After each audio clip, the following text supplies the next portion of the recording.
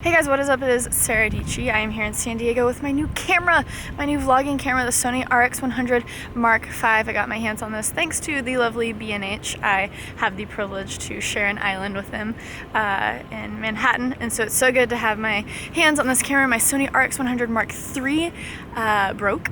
And so that, if you go back on my channel and watch all my vlogs, that is my main shooter. And I love the Sony RX100 line for vlogging. And so I'm stoked to have my hands on the 5.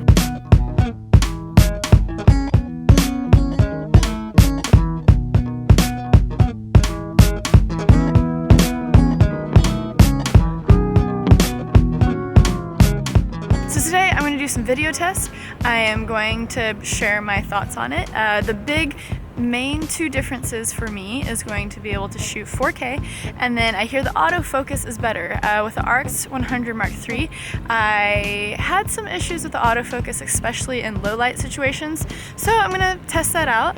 And right now I am filming in the standard profile. That's one of the things that I love about these RX100 cameras, is you can change the creative profiles, so you have like standard, neutral, and other ones, and so I'll show you the difference in that. I usually shoot in neutral so I can go back and color grade, so the rest of this footage will be with the neutral preset. I'm here with the Adobe Creative Residence Squad. Look at the views that we have from our brunch table here. City side. Everyone wave. I mean, this is pretty nice. I'm in desperate need for coffee right now. I'm trying to decide in between like French toast or eggs. Tough decisions here.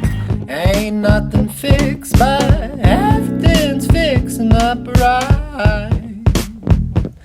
Yeah, shot of you blowing my mind. Yeah, the feelings are neutral and our feelings are mutual. So supposedly this camera is very good with autofocus. Is it auto-focusing? Is it focusing? Yeah, the RX100 III, I had some autofocus issues, but I'm curious to see what it's like in low light. But focus. 70 on there too, and it's struggling. Focus. Is it focusing? Does it focus on the coffee cup? Is it focusing? Does it focus on that? Put that across the day. Yeah, let's see if it. Let's zoom into these lovely people. I put it on there and it focused. But I'm very curious as to the photo burst. Apparently it shoots 24 frames per second for a consecutive 140 frames, which is just insane. So technically, I guess you could shoot like an 8K movie 6 frames or 6 seconds at a time. So we're gonna get Craig to do something cool on the skateboard. And we're gonna photo burst it. I don't think there is RAW support for this yet, so I'm shooting everything RAW plus JPEG, and then the photo burst in JPEG. Math machines, I think we all know what that means. It's just the sum of your parts. It came in a little cardboard box. Music is math, math is the weather. Goddamn, it might as well forget our cards. It's never your fault. Nah, it's never ever really your fault.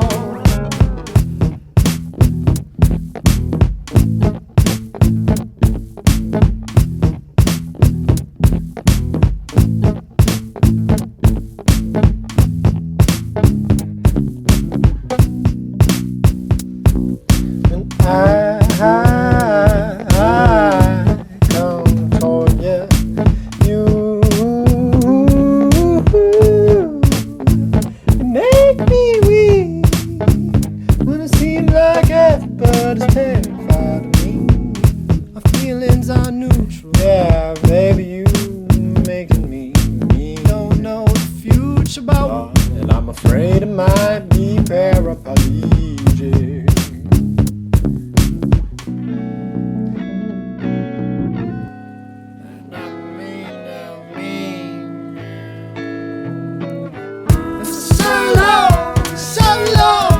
Sweet sugar, there's alcohol. Just got done shooting the slow-mo. I was super impressed with what I saw on the camera, so I'm curious to see what it looks like on the screen.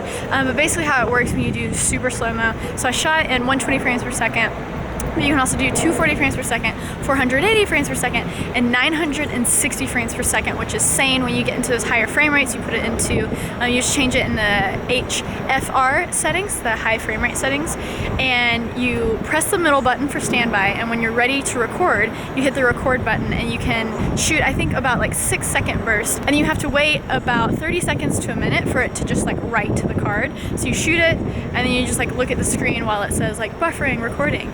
But it looked, I don't know, it looks promising. So last thing other than low light that I wanted to test is 4K. I've never really shot or edited anything in 4K, and so it's kind of cool that you can have a point and shoot to do that. You can shoot in 4K on the Mark IV, but let's just see how it looks on the Mark V. So let's change to 4K now. So now we are shooting in 4K 24 frames per second. So I'm shooting in 4K on my camera, but it's going to be scaled down to 1080 for the video that you're watching right now. And yeah, let's go see how it looks.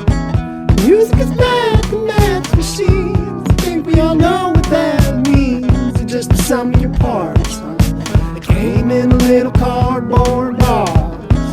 Music is mathematics, the weather. Goddamn, we might as well forget our cards. It's never your fault, nah, never ever really your fault.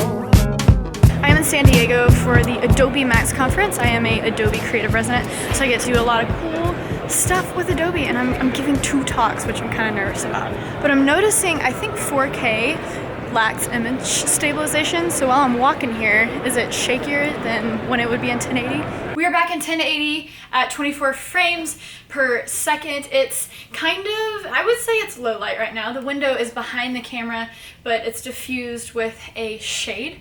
So it looks like it's doing pretty good. It's illuminating my face. How's the autofocus?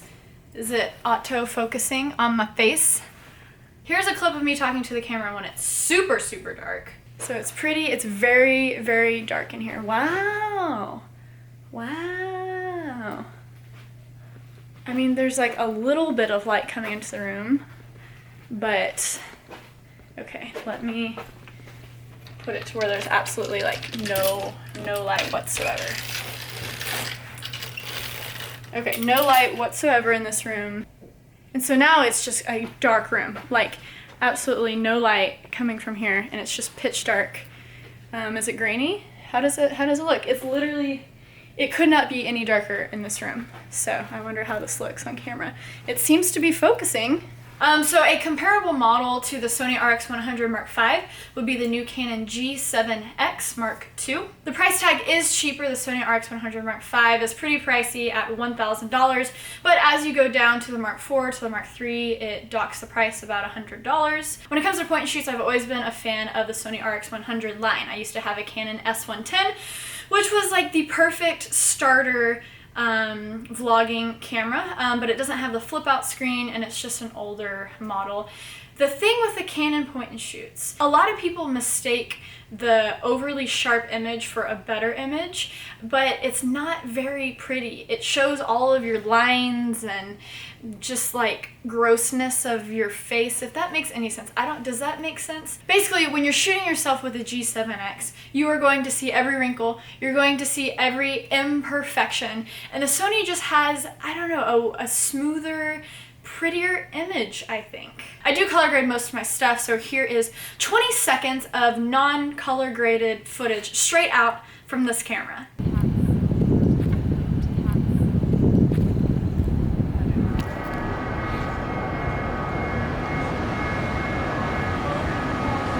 As a person who loves slow-mo, I think I am most excited about the slow-mo options in this camera. I'm gonna have a lot of fun with it. And then who knows, maybe I will start using 4K in some circumstances. I don't think I'll go fully 4K on vlogs yet, but it's good to know that my vlogging camera is kind of future-proofed. The image stabilization in this camera is pretty darn good. The RX100 Mark III had great image stabilization while filming in video mode. But yeah, this is my new vlogging camera. You know, I post 3 times a week here to this YouTube channel, Monday, Wednesday, and Friday, and so you're gonna see a lot of this camera. The majority of stuff will be shot with a point and shoot. I do have an A7S and an A7R too that are used for fancier stuff like my docu-series, things like Creative Spaces TV, but most of the stuff will be shot with this. So it'll be exciting to see how that looks. Make sure to let me know if you enjoyed this. Do you like the image that I'm getting out of this new point and shoot? Is it worth $1,000? Because that is a hefty price tag,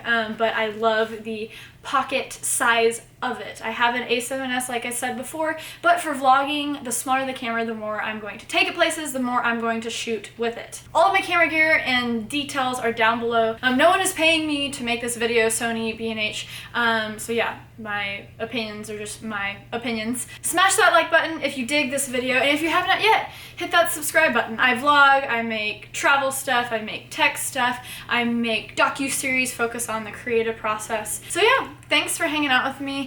Until the next video, guys, stay peachy. Okay, bye.